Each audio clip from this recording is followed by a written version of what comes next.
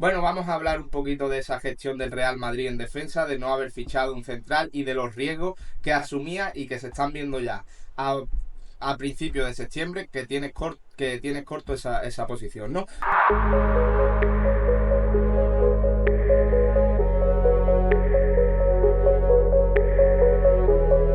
Vamos a hablar de lo más actual. Militao, pues bueno, estará 2 semanas de baja.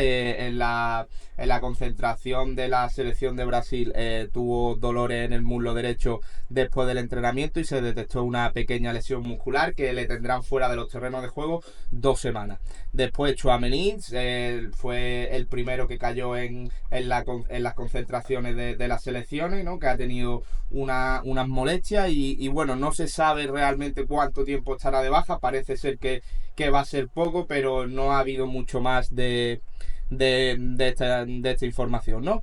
Y el último, pues Ferland Mendy, que también se ha lesionado, que tiene unos problemas en la pierna derecha y el Real Madrid realmente se queda en pañales. ¿Por qué? Pues sano realmente ahora mismo tenemos Rudiger, que también han salido informaciones de que tiene unos pequeños problemas en la rodilla, que tiene artrosis. Esto no va a quitar de que no pueda jugar, pero sí que va a jugar con molestias. Y claro, tener un central sano que ya arrastra molestias y que eso realmente no tiene cura la artrosis, pues es un problema para el Real Madrid, un problema que no ha sido capaz de anticiparse cuando el Real Madrid tiene poderío económico para hacer operaciones grandes y para no ir corto ya, apenas entrando septiembre, ¿no?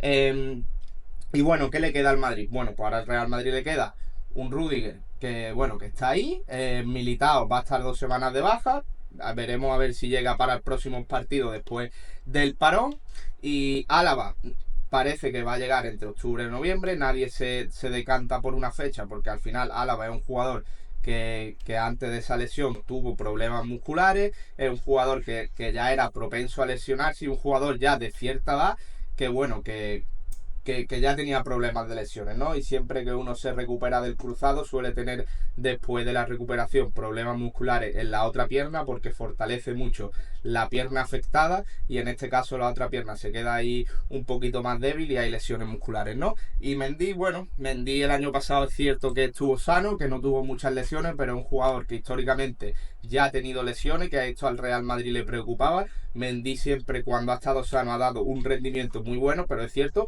que se lesiona mucho y que el Madrid va a tener un problema, porque te quedarían sanos de defensa.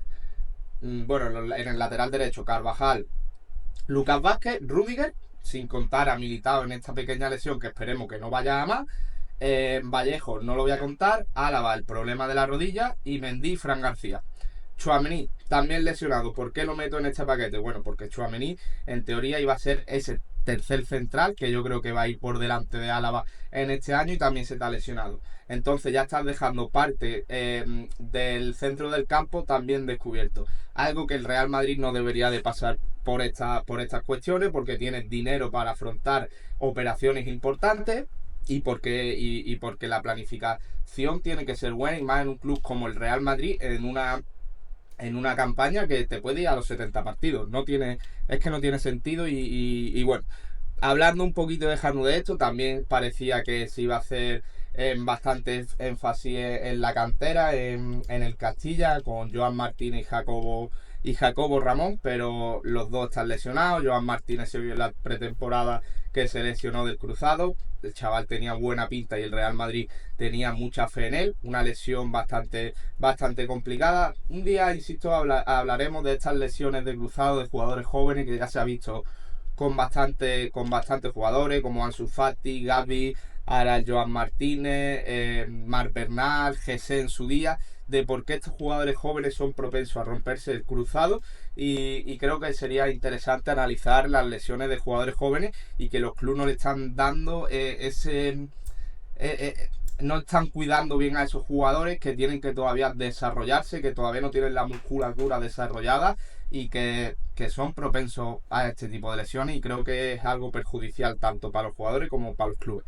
Bueno, hablando hablando un poquito más de esto, de la planificación, en verano parecía que el Real Madrid quería Lloro, el Real Madrid lo quería, y bueno, las informaciones que salían del Real Madrid es que era un central generacional, era el central del futuro, y si tú piensas dentro del club que ese central es el que te va a dar un nivel alto durante 10 años, tienes que ficharlo.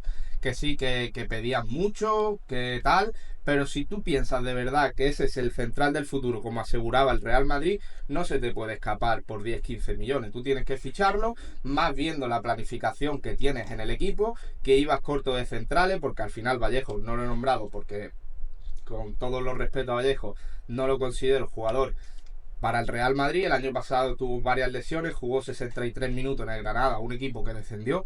Entonces no quiero darle mucho pie a Vallejo porque no creo que esté a nivel. También está lesionado, por cierto. Y bueno, siguiendo hablando un poquito de Lloro, si tú crees que de verdad esa apuesta va a ser buena, tú tienes que ficharlo, a ti no se te puede escapar. Ya lo hiciste con Varane en su día, que lo fichaste con 18 años y dio buen rendimiento. No ha sido un central de época, pero ha sido muy buen central que ha estado acompañado de Sergio Ramos durante muchos años y ha hecho una muy buena gestión de su carrera deportiva al Real Madrid de Varane y le ha ido muy bien al Madrid. Y bueno, ¿qué queda? ¿Qué debería hacer el Madrid o qué pienso yo que debería hacer el Real Madrid? Bueno, tiene dos opciones, los jugadores libres o el mercado de invierno. Yo, viendo ya lo que ha pasado a primeros de septiembre, yo iría al mercado. ¿Por qué? Porque después se te va a meter la Champions, se te va a meter la Copa, se te va a meter la Supercopa. En junio te tiene que ir a jugar a Estados Unidos el Mundial de Clubes. Y lo que hemos dicho, una liga, una temporada que se te puede ir a los 70 partidos. No puedes ir con dos centrales y medio o tres centrales y medio metiendo a Tchouaméni con tres centrales y medio a 70 partidos. Es que es inviable. Es que eso por algún lado va a pasar factura. Que se te lesiona uno, puedes meter a Mendy de central o a Carvajal, pero al final son parches que se te lesiona uno y ya la otra posición, como se ha visto con Tchouaméni en el centro del campo, se te queda desnuda. Entonces creo que es nefasto que un club como el Real Madrid, insisto, le haya pasado esto. Cuando tiene mucha pasta y puede fichar y no tiene que pasar por estas necesidades, ¿no?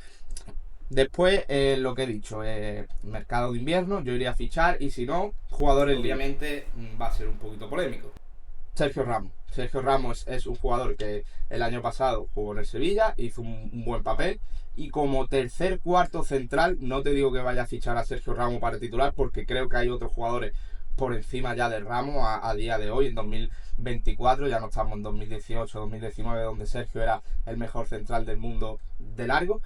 Pero es un central que como tercer central, que como recambio a que se te lesione o Rudiger o Militao, lo haría muy bien. El año pasado en el Sevilla lo hizo muy bien.